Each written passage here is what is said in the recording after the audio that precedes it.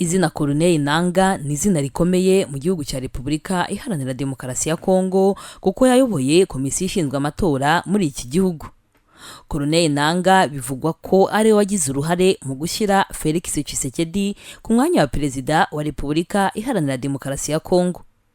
Mu busanzwe amazina ye ni Corneille Nanga Yoberu. Yabonye izuba mu 1970.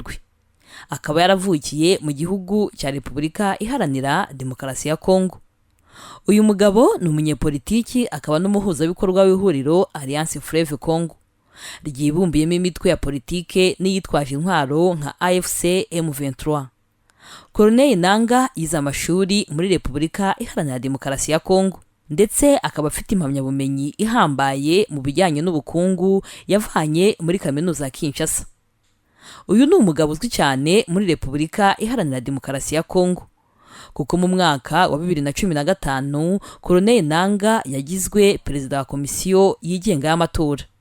Icyo gihe hari ku ngoma ya perezida Joseph Kabila. Ubwo yari umuyobozi w'iyi komisiyo mu mwaka wa 2018 niwe watangaje ko Felix Tshisekedi ariwe watsinze amatora nka perezida wa Repubulika Iharanira Demokarasi ya Kongo. Tariki 15 Ukuboza umwaka wa 2023 ubwo Nanga ari mu buhungiro ku mpamvu za politiki ya Kongo kuko hari ibyo batumvikanyeho icyo gihe, nibwo ijambo AFC ryatangiye gukoreshwa ubwo yashingaga umutwe wa Alliance Fleuve Congo i Nairobi muri Kenya. Iri ni ihuriro ry'amashyirahamwe yahuje amashaka 17 ya politiki n'imitwe 2 ya politike ndetse n'imitwe myinshi yitwaje intwaro irimo nka M23.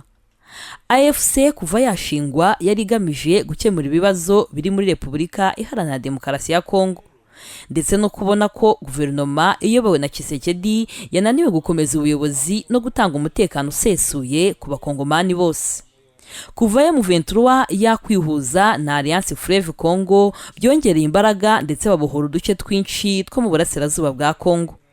Corneille Nanga uyobora ihuriro AFC M23 yemeza ko intego yabo ari uguharanira uburenganzira bw'abanyekongo muri rusange nta kuvangura. Kuba Nanga yarahindutse avuye ku buyobozi bwa komisiyo y'amatora akajya kuba umuyobozi w'inyeshyamba bishimangira imikoranire igoye ya politiki, amoko n'amakimbirane biri muri Repubulika Iharanira Demokarasi ya Kongo.